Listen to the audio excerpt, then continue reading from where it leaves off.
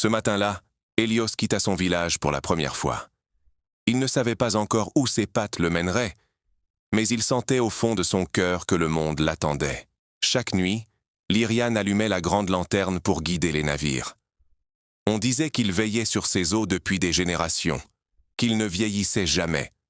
Dans le silence brûlant du désert, Sahel suivait les traces de son passé.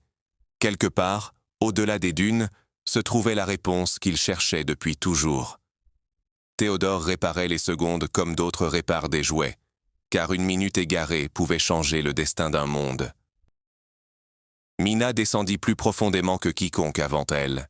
Chaque pas résonnait comme un écho d'histoire oubliée, et sous ses pattes dormait un secret millénaire. Dans ces pages, Orphée avait lu 1000 vies.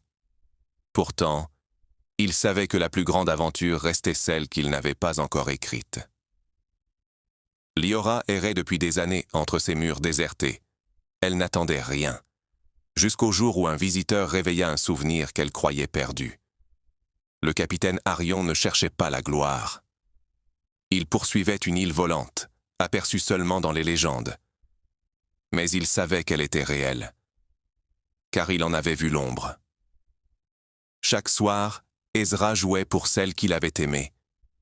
Même si elle n'entendait plus sa musique, il savait qu'un jour, la mélodie la ramènerait. À l'instant où les étoiles s'ouvrirent comme des fleurs, Néris comprit que son destin ne se trouvait pas sur Terre, mais parmi elles. Abonnez-vous et activez la cloche de notification pour recevoir plus d'histoires chaque jeudi et vendredi.